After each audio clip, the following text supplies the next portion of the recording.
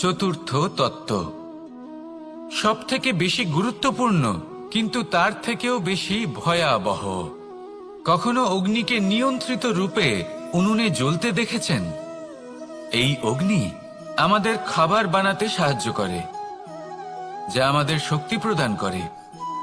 কিন্তু এই অগ্নি যখন বিচলিত হয়ে, অনিয়ন্ত্রিত হয়ে কোনো বনের আগুন হয়ে ওঠে, তখন মহা বিনাশ ঘটে যায়। আপনারই অন্তরের ঊর্জা হলো এই অগ্নি।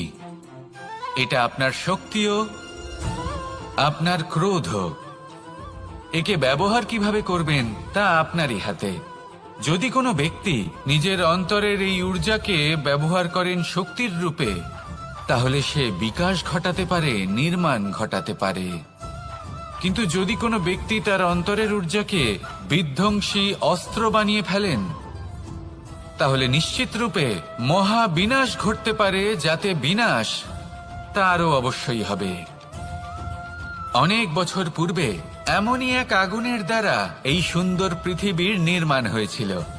আর অনেক বছর পূর্বে এমন এক আগুনেই সমস্ত জীব এবং সংসার বিলুপ্ত হয়ে গেছিল। এবার আপনি আপনার অন্তরের ঊর্জা দ্বারা বিনাশ ঘটাতে চান নাকি নির্মাণ ঘটাতে চান, সেই সিদ্ধান্ত আপনারই। আসুন আমার সাথে ভালোবেসে বলুন, রাধা রাধা।